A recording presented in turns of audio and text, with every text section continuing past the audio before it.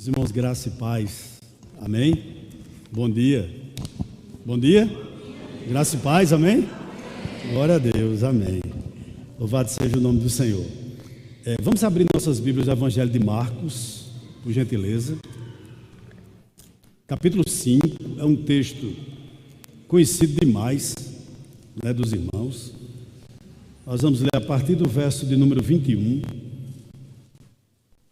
É um milagre onde Jesus expressa o seu poder sobre a morte, A realidade desse milagre, ele já tinha deixado claro o seu poder sobre os demônios, e aqui ele vai colocar mais uma vez o seu poder sobre a morte e sobre as enfermidades, na realidade. Amém?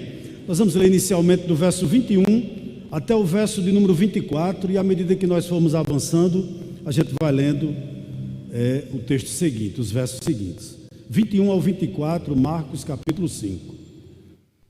Quando Jesus voltou de barco para o outro lado, estando à beira-mar uma grande multidão, aglomerou-se perto dele. Então chegou um dos chefes da sinagoga, chamado Jairo, e logo que viu Jesus, prostou-se aos seus pés e lhe rogava com insistência: minha filhinha está prestes a morrer. Rogo-te que venhas e lhe imponha as mãos para que seja curada e viva. O verso 24 nos diz: e Jesus foi com ele. Uma grande multidão o seguia e o comprimia. Vamos parar um pouquinho aqui, vamos orar? Senhor, nós te louvamos, nós bendizemos o teu nome, exaltamos a ti por essa manhã. Obrigado, Senhor, por mais um dia que tu concede a cada um de nós de existência aqui na terra. Obrigado, Senhor, pelas pessoas que se reúnem conosco, também as que nos acompanham de forma remota, que nessa manhã tu possa falar o coração de cada um de nós que aqui estamos e também que nos acompanham pelas nossas plataformas digitais, Senhor. Eu entrego cada um em tuas mãos, eu entrego esse texto diante de ti, e te peço que, segundo a grande necessidade de cada coração aqui nessa manhã, tu possa, pela tua infinita graça e misericórdia, falar com cada um de nós. Nós te pedimos isso, Senhor, em nome do teu Filho amado Jesus Cristo, pois ele vive e ele reina para todo sempre. Amém. Eu não sei se, eu já disse isso aqui, se existe inveja santa, mas se existir inveja santa, quinta e sexta eu senti inveja do pastor James. E vou lhe dizer por quê? Porque eu queria pregar com aquela canetinha que ele prega. Está entendendo? Aquilo é o quê? Que nome dá aquilo ali, aquela caneta? Diga aí. Hã? Deixa para depois. Epon, alguma coisa. Epon Pencil, lápis, Meu amigo, é coisa fenomenal. Imagine eu com esse texto aqui, desenhando Jairo, desenhando a mulher do fluxo, a hemorragia dela. Eu sonhei, eu digo, meu Deus, se eu soubesse fazer isso, seria muito mais didático para vocês. Mas você tem um pastor bronco, sou eu, extremamente limitado, olha meu tablet. Então você tem que dar o desconto, Eu ainda estou na idade da pedra. Mas vamos para o texto, propriamente dito, tá bom? Interessante, irmãos? Antes de nós começarmos, a irmã Márcia já fez isso, mas eu queria parabenizar todos vocês que são pais, E eu sei que você que é filho ou filha, que ainda tem pai vivo, você teve ou terá a oportunidade de parabenizar seu pai. Não deixe de fazer isso. Isso é importante demais. Parabenizar seu pai, Alguns de nós não temos mais pai biológico, mas temos um pai celestial. Tá certo? E muitos de nós não temos pai biológico, mas somos pais e louvamos a Deus por essa grande benesse nas nossas vidas. Amém? Vamos para o texto propriamente dito. Meus irmãos, é interessante que sexta-feira eu passava juntamente com o Ritinho e com alguns irmãos aqui da igreja após o término do nosso curso aqui, na rua João Suassuna, por volta de 10h30 da noite, mais ou menos. E o que me chamou a atenção era um grupo de evangélicos reunidos em 3 carros, mais ou menos, orando e pregando para algumas pessoas que se prostituem ali. Aquilo me deixou muito regozijado. Eles faziam um círculo, minicírculos, ao redor daquelas pessoas que ali estavam se prostituindo, pregavam a palavra, estavam alguns grupos orando por eles, e eu digo, que louvável é essa atitude. o evangelho deve atuar além das paredes da igreja, isso é verdade. Como também existe muitos de nós que fazemos grupos de evangelismo no trabalho, né? No trabalho, muitas vezes até na escola. Eu tenho agora o prazer de dizer que minha neta Yasmin é pregadora na escola onde ela está, né, no Petrônio Figueiredo. Isso muito me alegra e isso é louvável. Mas antes de qualquer dessas coisas, antes de irmos para João Suassuna, e não há nada de errado nisso, pelo contrário, nós devemos, antes de irmos pregar para os nossos colegas de trabalho, antes de irmos pregar para os nossos amigos de escola, de universidade, etc., eu gostaria de lhe fazer uma pergunta aqui. Onde o evangelho deve primeiro atuar? Onde o evangelho deve, irmãos, começar? Eu tenho uma resposta para você. No lar. Eu vou repetir. O evangelho ele deve, em primeiro lugar, atuar, começar no lar. Por quê? Porque se o evangelho não atua no lar, certamente ele não vai funcionar bem em lugar nenhum.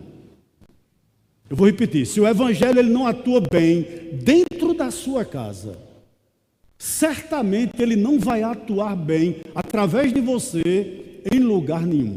Eu não sei você, mas eu não consigo estar bem se eu não estou bem em casa.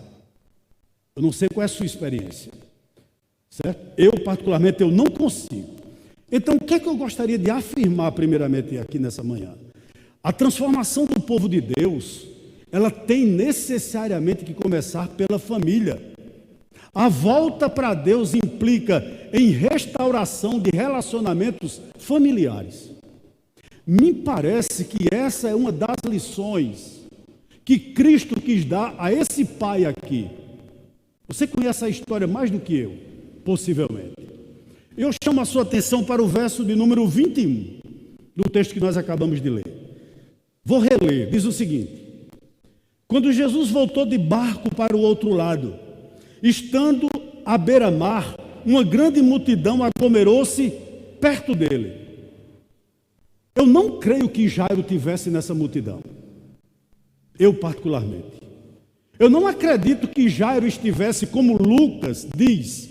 Lucas, na mesma narrativa, lá no capítulo 8 do evangelho dele, falando sobre esse episódio, Lucas diz o seguinte, que a multidão esperava Jesus.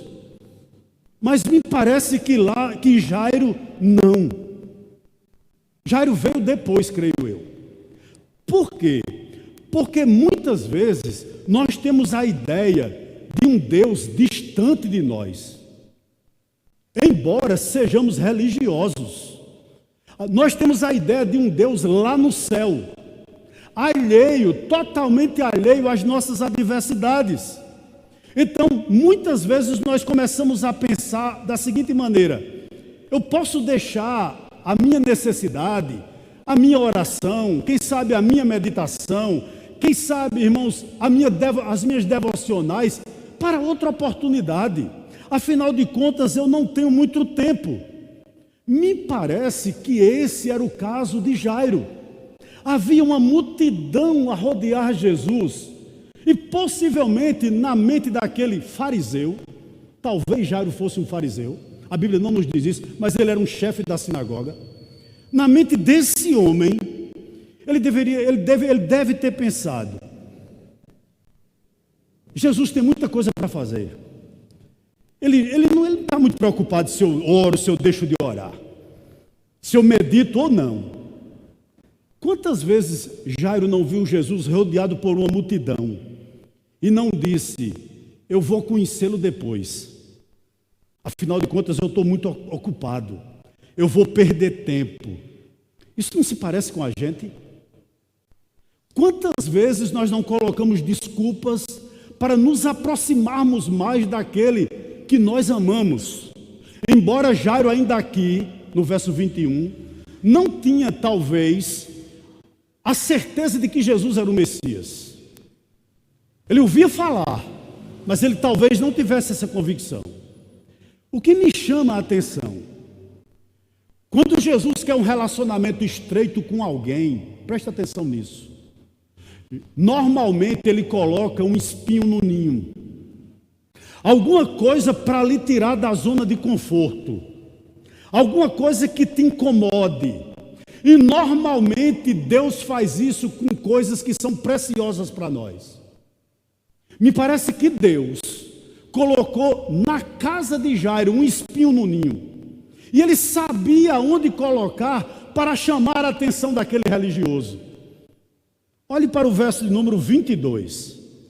Olha o que o texto nos diz. Vou ler o 22 e o 23.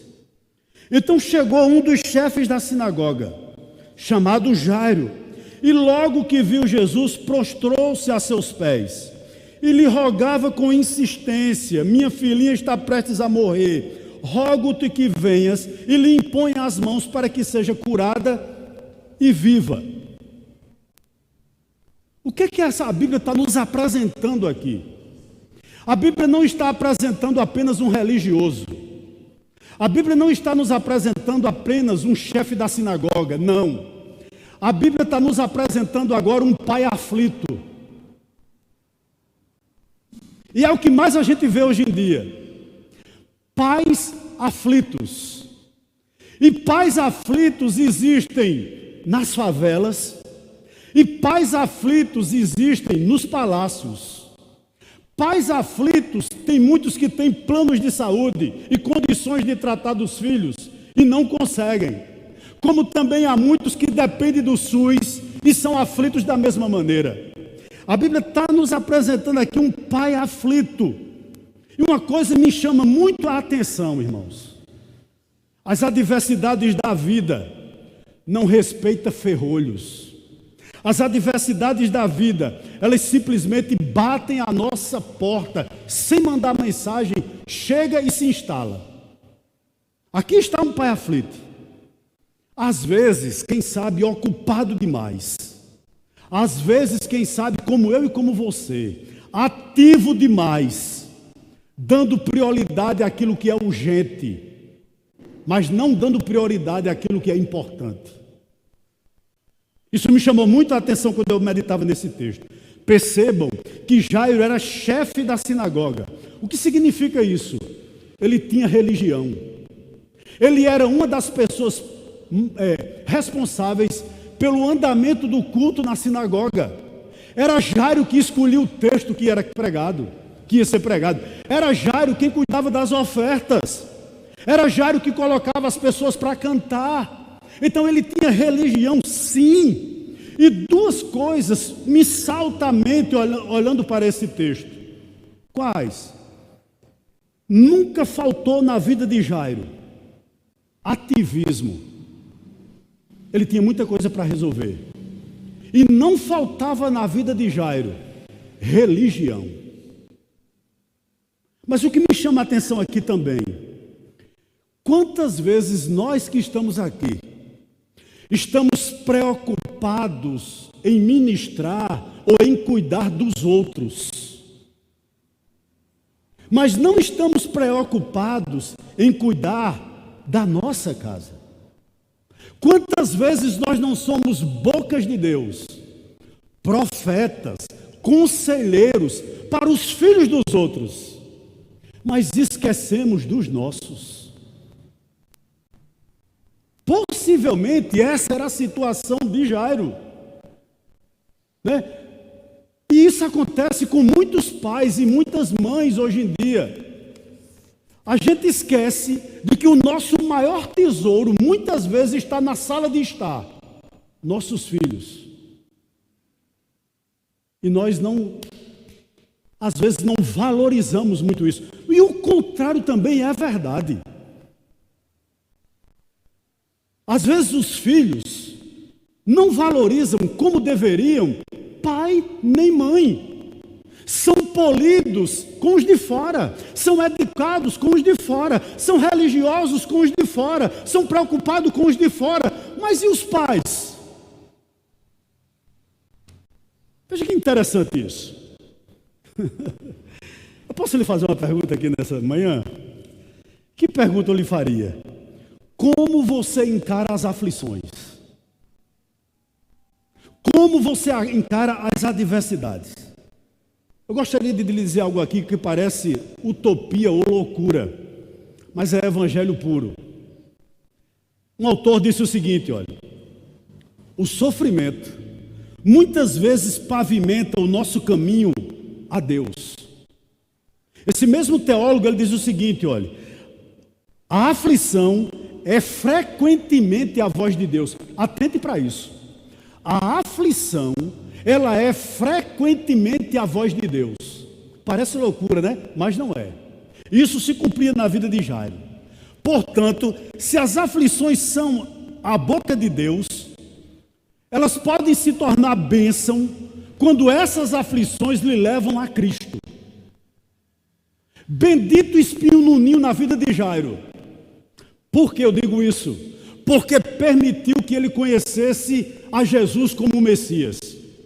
Se essa enfermidade não tem chegado à casa dele, se a filha dele de 12 anos, que era única, Lucas diz isso, não ficasse enferma, jamais Jairo iria, talvez, reconhecer Jesus como o Messias. Veja que bênção. Me permita um parênteses aqui, nessa manhã.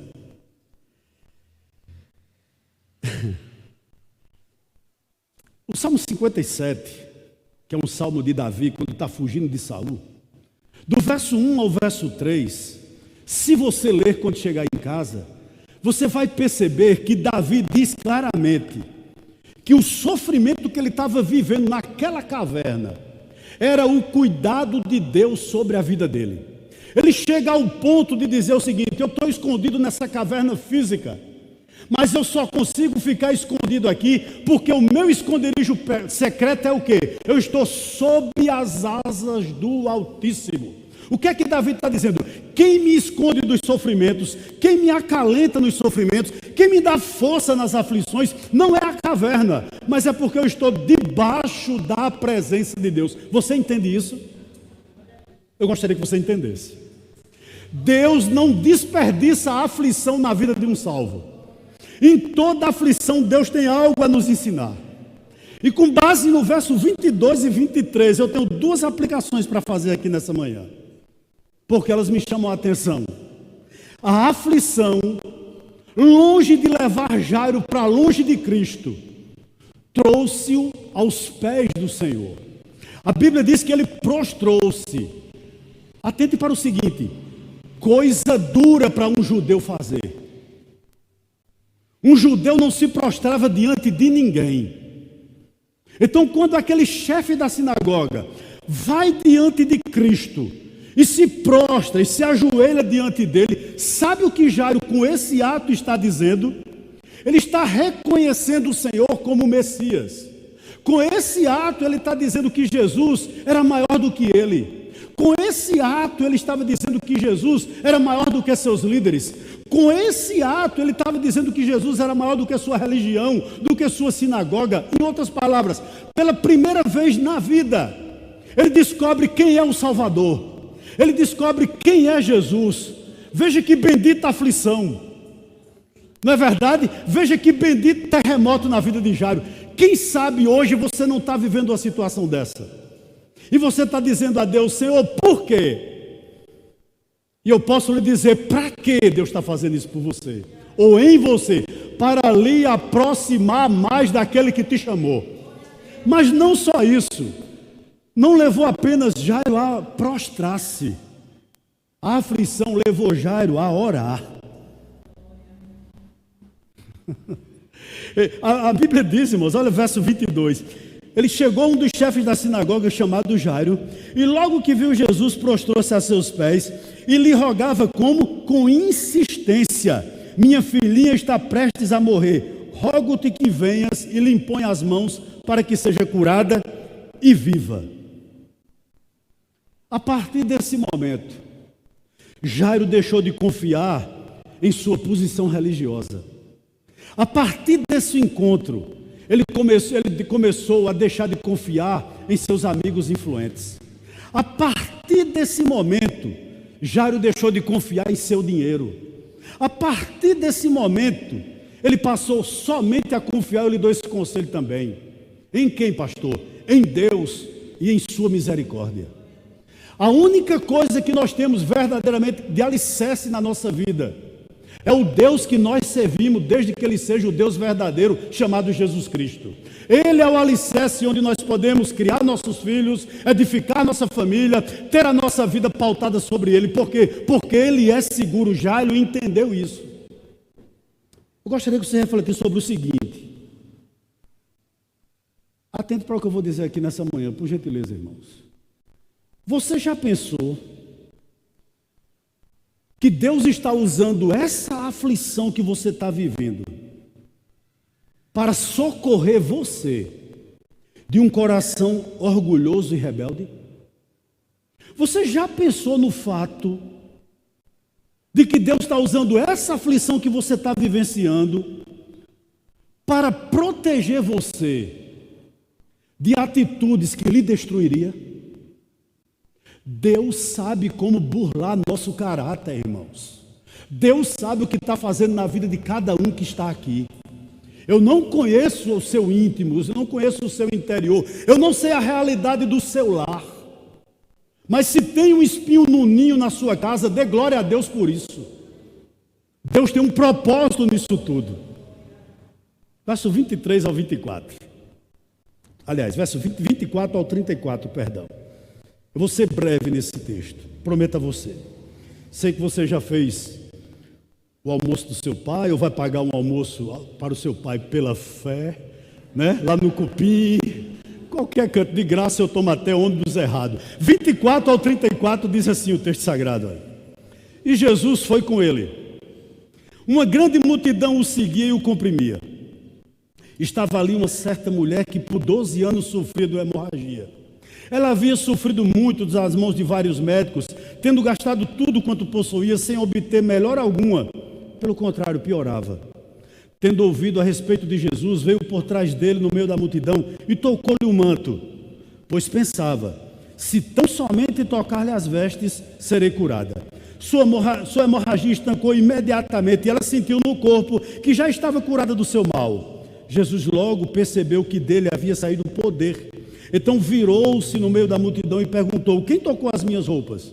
Os seus discípulos lhe disseram, vês que a multidão te pressiona e perguntas quem me tocou? Mas ele olhava em redor para ver quem havia feito aquilo. Então a mulher, atemorizada e trêmula, ciente do que havia acontecido, foi, prostrou-se diante dele e contou-lhe toda a verdade. E Jesus disse, filha, a tua fé te salvou. Vai-te em paz e fica livre desse teu mal.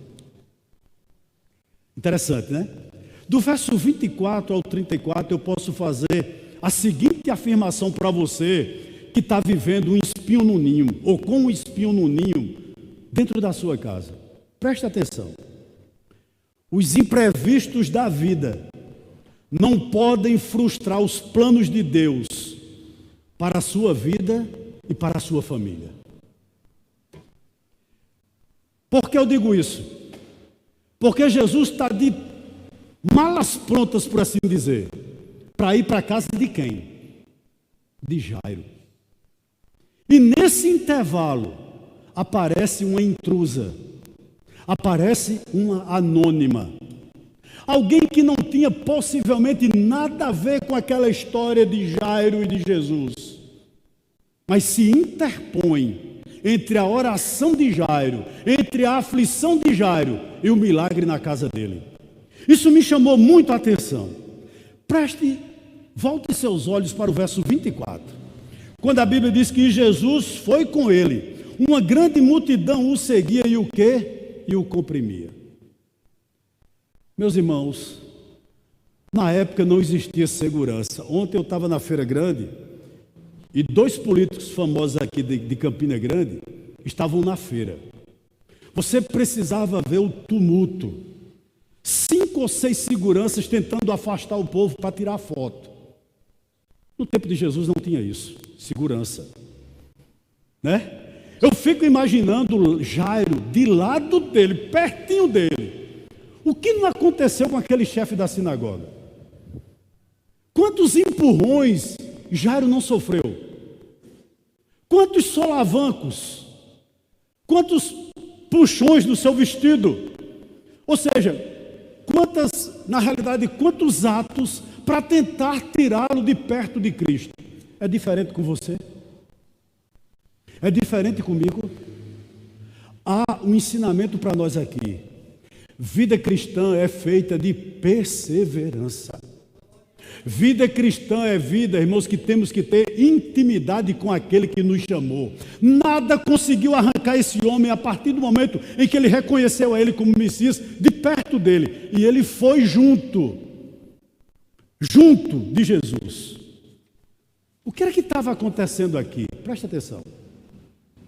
A fé desse homem estava sendo testada. Como Deus nos testa? Isso é uma grande realidade da nossa vida. O autor aos Hebreus, ele define fé da seguinte maneira, né? Ele diz o seguinte, olha, a fé é a certeza de coisas que se esperam, a convicção de fatos que não se veem. A fé é a certeza de coisas que se esperam. O que é que Jairo esperava? A cura da filha dele. Ele acreditava tanto que ele diz o seguinte: basta que tu coloque as mãos para que ela seja curada e viva. Ele não só acreditava, mas ele tinha convicção de que aquele fato poderia acontecer. Que coisa maravilhosa. Deixa eu fazer aqui uma pequena ilustração que eu acho fantástica. Um dia, ia caminhando sobre o muro, o fato, ou seja, as promessas de Deus. Atrás do fato, olhando firmemente para o fato, estava a fé. E logo atrás da fé, as emoções.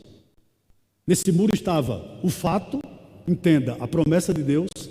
Atrás do fato, olhando para ele, a fé. E atrás da fé, olhando para ela, as emoções, os sentimentos, que faz parte da vida cristã. Interessante que em certo momento da caminhada, a fé para a sua caminhada e olha para trás, procurando as emoções. O que é que acontece com a fé? Ela cai do muro. O que é que essa ilustração traz de ensinamento para mim e para você? Nem eu nem você andamos uma vida cristã pelo que nós sentimos. Eu não estou dizendo que as emoções não são possíveis, não devem existir, não. Mas eu quero lhe dizer uma coisa, que muitas vezes na sua vida não vai ter sentimento, não vai ter emoção, você não vai sentir nada, mas mesmo assim você deve continuar olhando para quem? Para as promessas de Deus, para aquele que nos chamou, para Jesus Cristo, o autor e consumador da nossa fé. Por isso não desista. Por que a fé caiu? Porque ela foi olhar para as emoções. Se na verdade ela deveria ter mantido o seu foco a olhar para a frente, a olhar para o fato, a olhar para as promessas de Deus. Rapidão aqui, do verso 25 ao verso 34. Que lições nós podemos tirar desse texto? Algumas. Eu não vou expor logo o texto todo. Mas algumas lições eu tirei dessa cura da mulher hemorrágica. Primeira lição que eu tiro aqui. Continue sendo instrumento de Deus. Mesmo que você veja que Deus não está aparentemente atuando na sua vida, mas Deus está, através de você, abençoando outras pessoas. Não é duro isso? Não é difícil perceber isso? Quem orou, irmãos? Quem foi buscar Jesus? Quem se prostrou? Jairo. E uma mulher que não abriu a boca, uma mulher que não correu atrás dele até porque não podia, foi abençoada na frente desse homem. Essa mulher não abriu a boca a hora nenhuma. Em momento algum, possivelmente ela não orou, ela não deu um passo grande, largo, porque ela não podia até Jesus, devido à sua enfermidade. O que é que eu aprendo aqui? Quantas vezes nós não vemos as coisas acontecer na vida dos outros e não acontece na nossa? Quantas vezes você ora por alguém, essa pessoa é curada, às vezes vem até falar com você, né? Que palavra, que bênção, Como essa palavra mudou minha família, como essa palavra mudou meu relacionamento com meu pai, como essa palavra mudou meu relacionamento com meu filho. Mas às vezes você não vê aquilo que você prega ou acredita acontecer na sua casa. Aquilo que você tanto ora não acontecer no seu casamento. É difícil ou não é? Jairo teve que viver essa experiência. Qual é a sua reação quando isso acontece? Você permanece firme com o Senhor? Há um outro ensinamento aqui. Jairo amava a sua filha incondicionalmente. Uma palavra aqui a pais e mães. Muitos pais amam a si mesmo e não aos filhos. Como é triste, irmãos, que muitos pais amam o sucesso do filho e não a ele. Outra coisa me chama a atenção aqui. Jairo não via sua filha como um troféu de sua própria vaidade, de maneira alguma. Mas ele a amava incondicionalmente, mesmo ela estando à beira da morte. Qual a aplicação que eu trago para a minha vida e um conselho aqui que eu trago para todos vocês que aqui estão? Ame seus filhos, mesmo quando eles tropeçam. Ame seus filhos, mesmo que eles caiam e fracassem. Ame seus filhos, se ele ainda não corresponde às suas expectativas.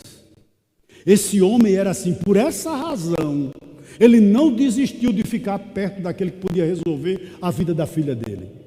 O que é que eu estou querendo afirmar aqui? Amor incondicional não é sinônimo de amor irresponsável, é amor sacrificial. Pai e mãe que está aqui nessa manhã, você está disposto a ir até onde pela salvação dos seus filhos? Até onde nós estamos dispostos a ir? E há uma outra coisa aqui que eu tirei de aprendizado, com base no verso 25 até o verso 34. Jesus não estava apenas tratando com a mulher hemorrágica. Jesus estava também tratando com Jairo. Jesus está tratando com pessoas aqui nessa manhã. Sabe por quê? Porque a resposta ainda não chegou. Porque parece que ele está em silêncio. Porque parece que ele está calado.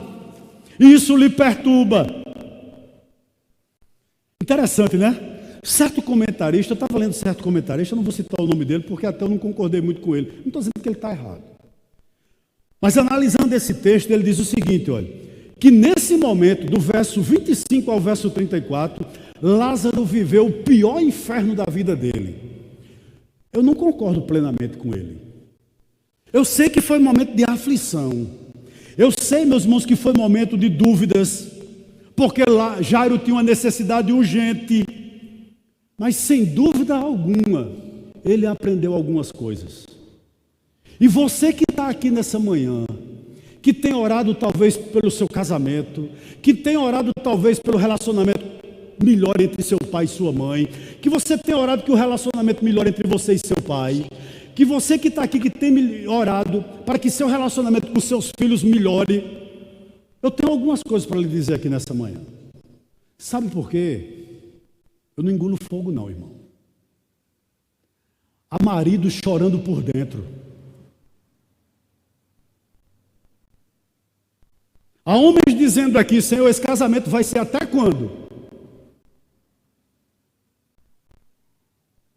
Há mulheres casadas aqui me ouvindo, que têm dito, Senhor, até quando?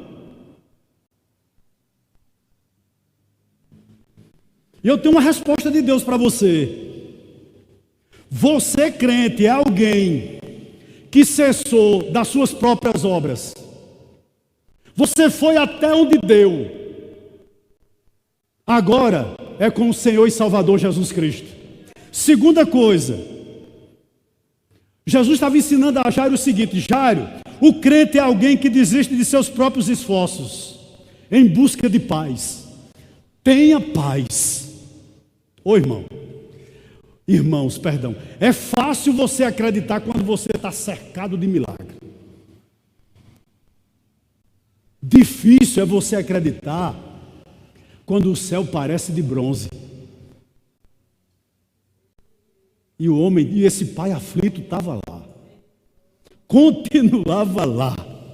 Terceira, a entrega de nossas vidas, dos nossos problemas, das nossas dores, é o segredo da paz com Deus.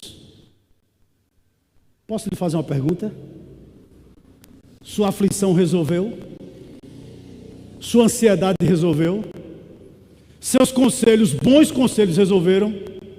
Aquela conversa no quarto, depois que os filhos estão dormindo, resolveu? Você já mostrou por A mais B, olha assim, assim, assim. Se continuar assim não dá, resolveu? Agora é com Deus. Isso é maravilhoso demais, irmãos.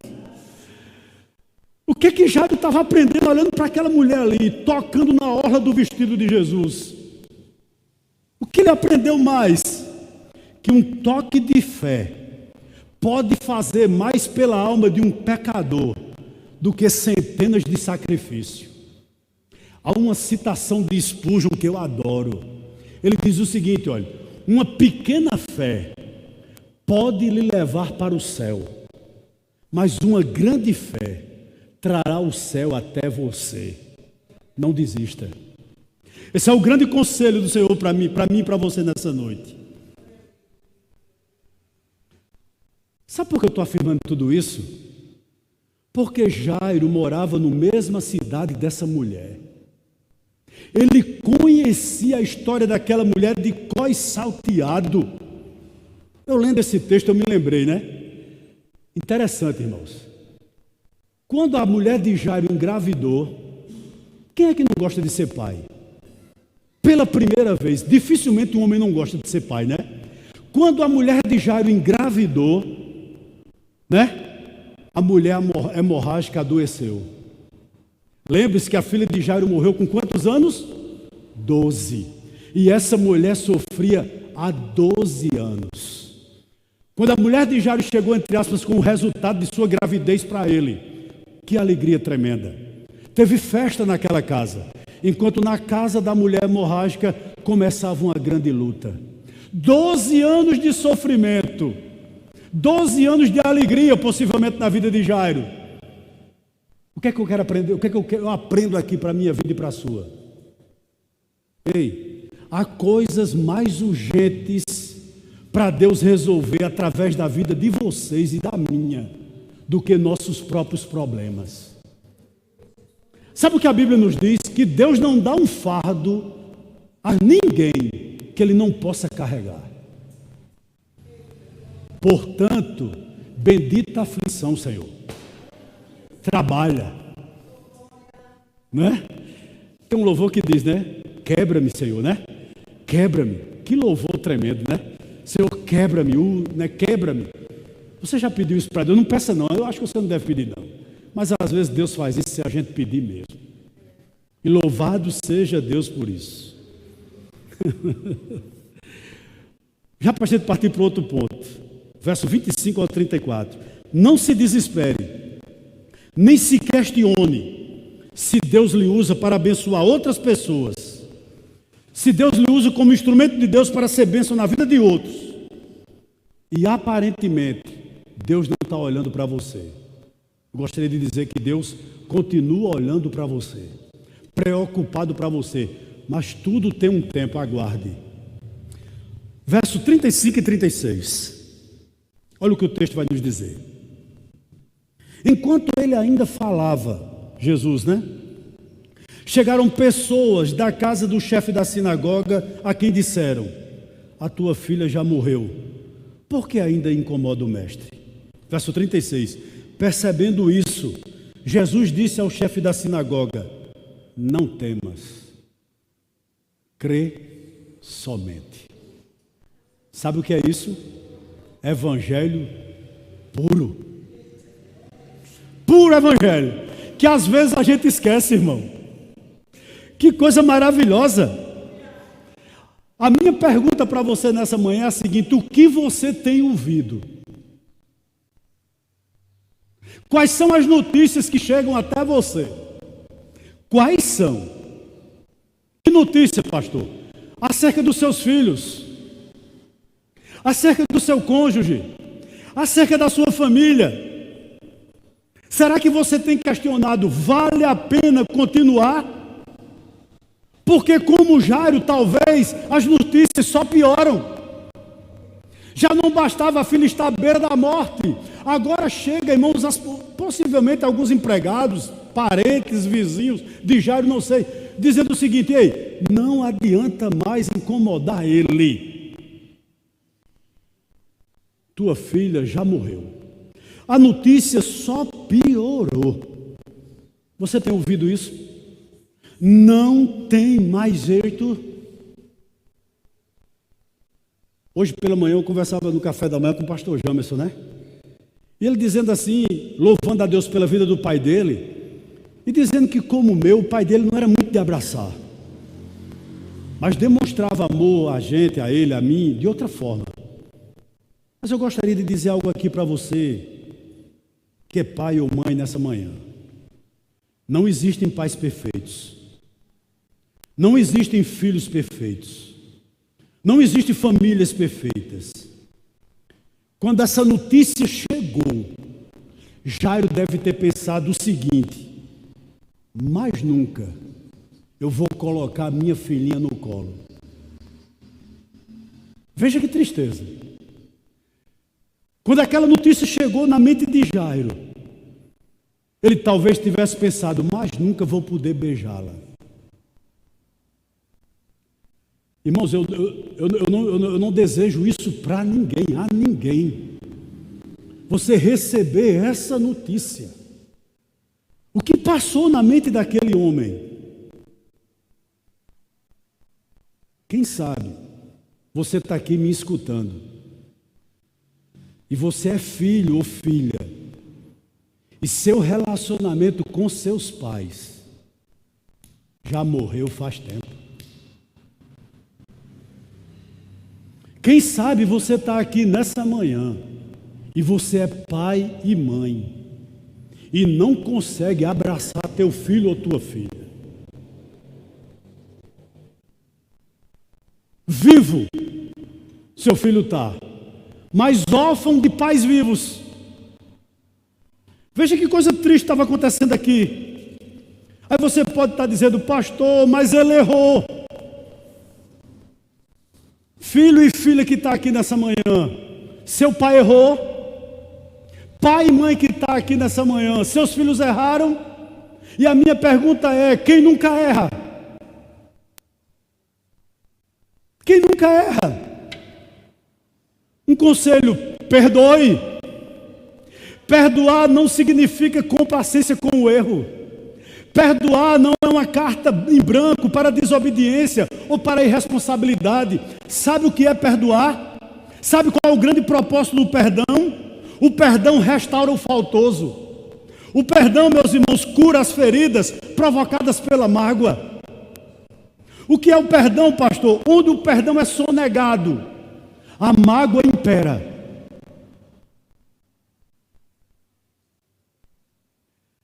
Hoje é dia dos pais, irmãos.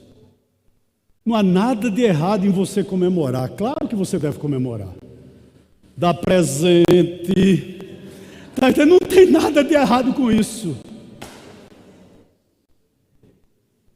Viu? Nada.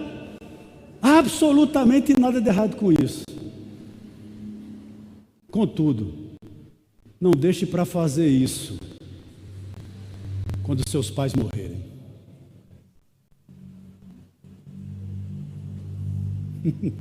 Não deixe para fazer isso quando seus filhos não estiverem mais com você. Verso 36, eu chamo a sua atenção para ele. Olha como isso foi forte na vida de Jairo. Percebendo isso que eu fiquei me perguntar. Quando Jairo recebeu essa notícia, irmãos, eu acho que Jairo empalideceu. Percebendo isso, Jairo ficou gelado.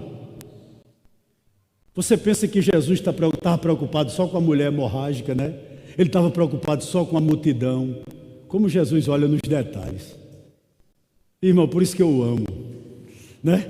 Ele sabe toda nossa aflição. Ele sabe nossa estrutura. Ele sabe que a gente é pó. Percebendo isso, o quê? A palidez de Jairo. A maneira como Jairo ficou gelado, gélido, estático depois daquela notícia. Percebendo isso, eu tenho uma coisa para lhe dizer aqui nessa manhã.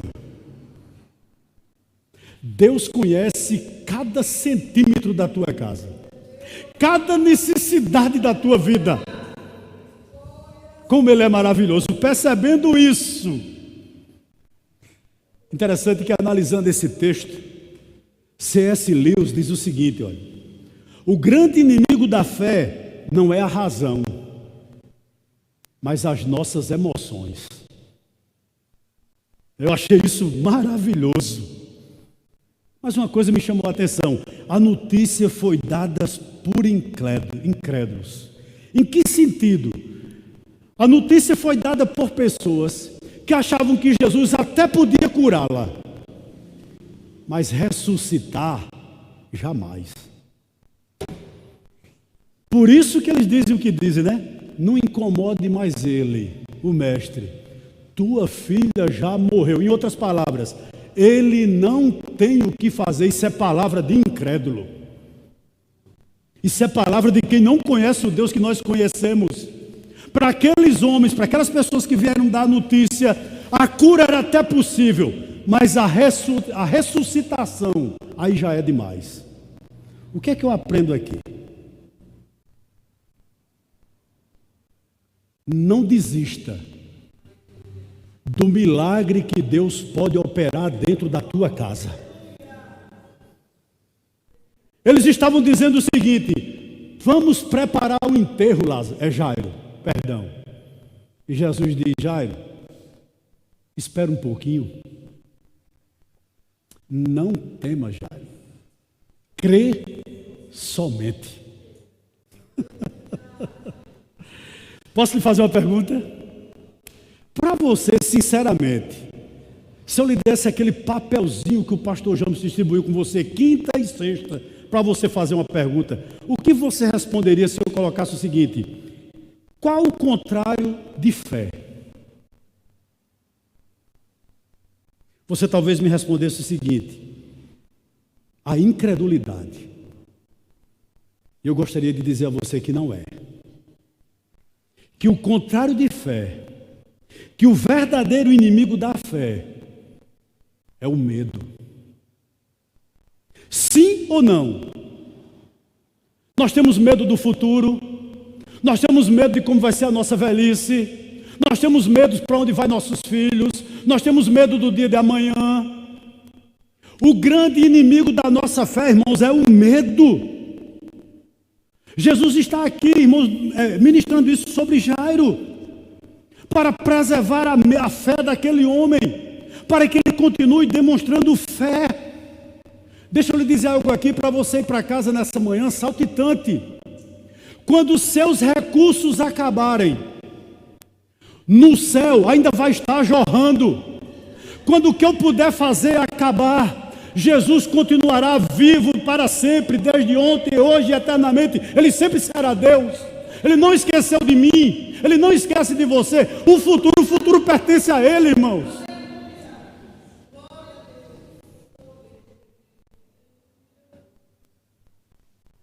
A gente tem medo da velhice, a gente tem medo da doença, a gente tem medo de amanhã não ter o pão, e a gente esquece o que o nosso Senhor falou.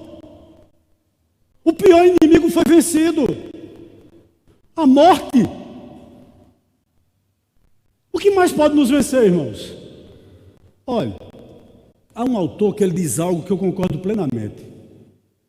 Eu sei que graça é favor imerecido, mas ele define graça também da seguinte maneira: graça é provisão de Deus para cada necessidade da tua vida.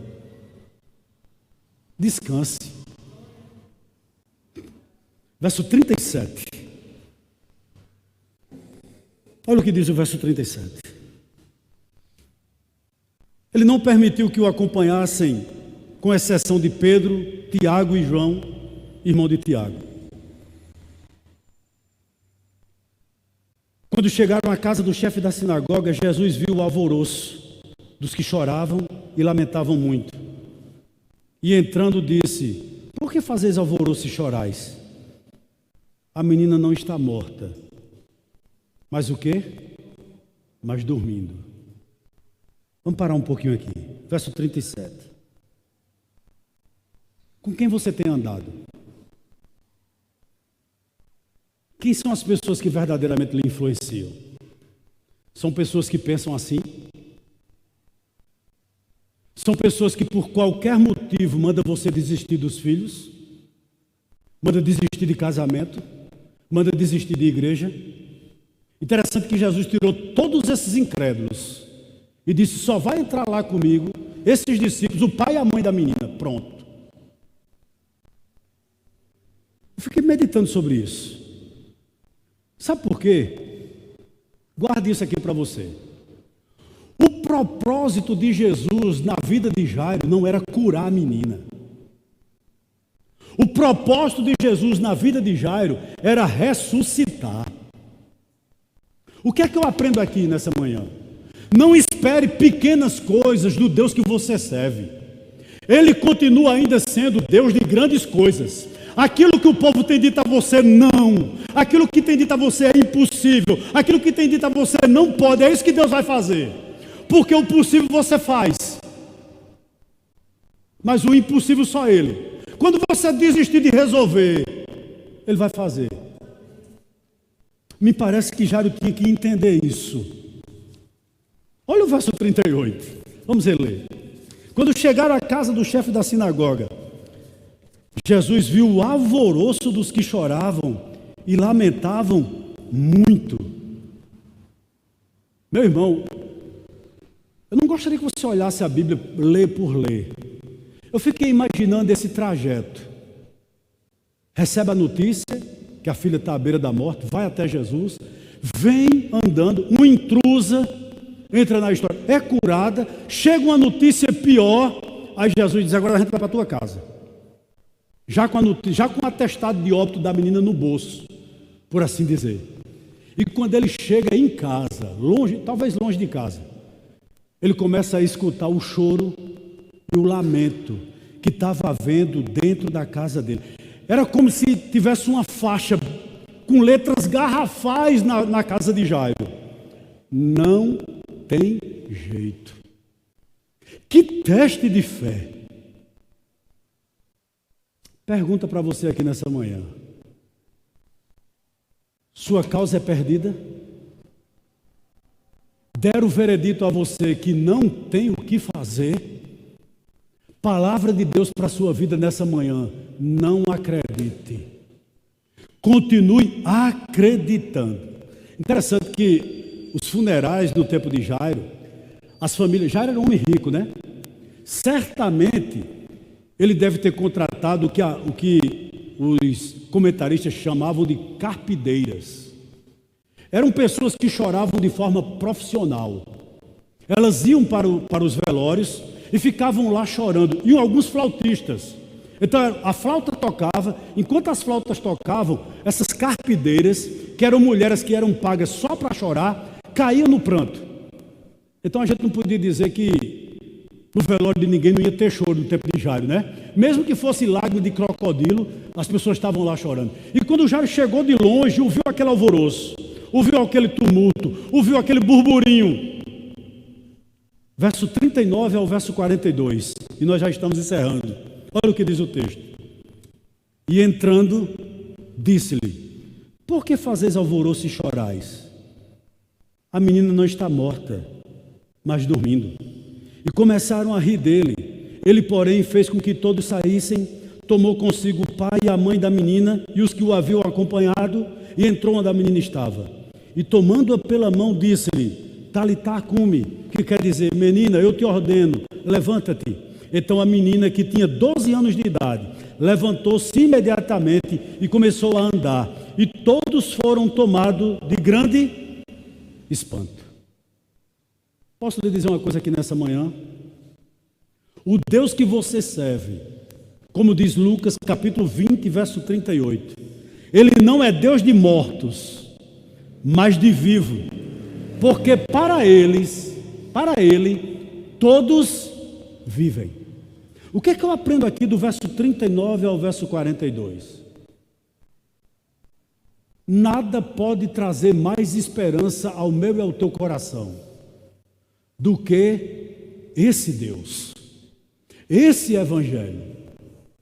Por quê, pastor? Porque em 1 Tessalonicenses 4,14, Paulo disse o seguinte, que Deus, mediante Jesus, trará juntamente em sua companhia os que dormem. Meus irmãos, por que nós estamos aqui? Porque essas portas da igreja, ela continuam abertas. Porque um dia, nós veremos novamente os que partiram com o Senhor.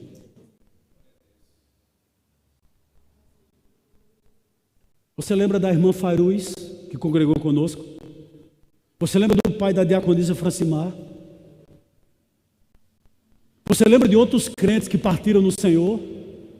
Um dia você vai se encontrar com eles. Isso aqui é maravilhoso demais. Nós o veremos novamente. Era como Jesus estivesse dizendo, Jairo, continua vivo. Aquele que ressuscitou a filha de Jairo. E um dia ele vai nos reunir todos no seu rebanho. E você vai descobrir uma coisa, não faltará nenhuma de suas ovelhas. Meu irmão, entenda o que eu vou dizer. Eu não tenho nada contra, pelo contrário, se eu tivesse condição, eu fazia também, porque eu não estou bem. Quem faz harmonização facial. Eu não tenho nada contra quem bota aqueles fios assim para esticar, para ficar lindo, maravilhoso, linda, bela. Eu não tenho nada contra. Mas isso não resolve. Ele vai nos dar um novo corpo. Ele vai nos dar uma nova oportunidade de vermos nossos entes queridos. O que é que eu estou querendo dizer a você aqui? E mais, Jesus pode hoje ressuscitar filhos de vocês que estão mortos em delitos e pecados.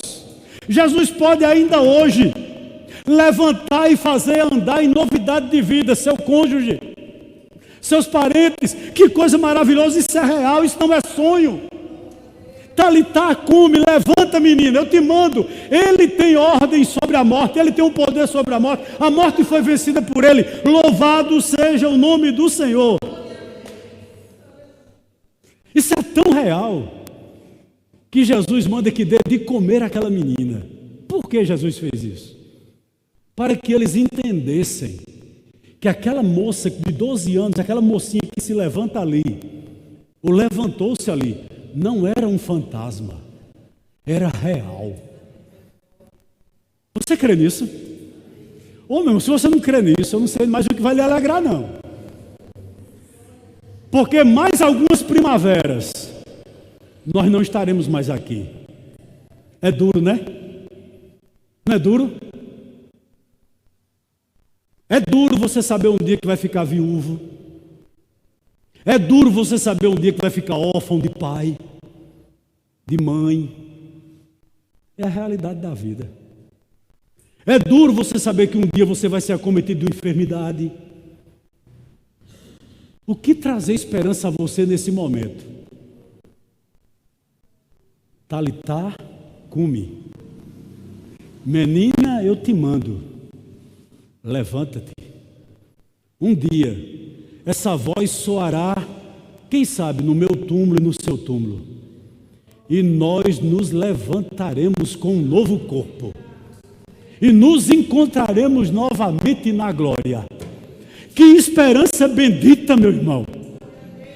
E você saber que Ele pode fazer ainda pelos que estão, pelo teu filho, pela tua filha, pelo teu pai, pelo teu cônjuge. Ele pode dar essa mesma ordem, porque depende dele. Louvado seja o nome do Senhor. Aplicação para nós irmos para casa comer fazão com mel. Diz o seguinte: pais e mães que estão aqui nessa manhã, assim como Jairo, Você deve lutar não apenas pela criação responsável dos seus filhos, mas pela salvação urgente deles, para que um dia eles se reúnam de novo com você. Segundo, Jairo teve uma nova oportunidade para dar à filha, não o que ela quer, mas o que ela precisava. A partir do momento, creio eu, que ele entendeu quem era Jesus, ele não deixou aquela menina na ignorância com relação a ele que eu digo, a Cristo. Deixa eu dizer algo aqui para os pais e mães que estão aqui. Não basta apenas ajudar os filhos pela estrada da vida. É necessário guiá-los de forma a estarmos juntos dele.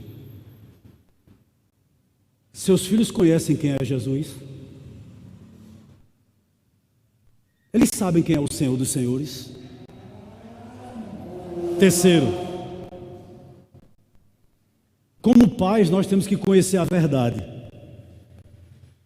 para podermos, assim como Jairo, creio eu, ensinar com segurança e com influência os nossos filhos. Quarta aplicação, talvez a mais, digamos assim, adequada para o dia de hoje. Há pais que amam os filhos, amam, mas nunca verbalizam esse amor. Deixa eu lhe dar um conselho aqui nessa manhã. Não adie isso. Não deixe para amanhã.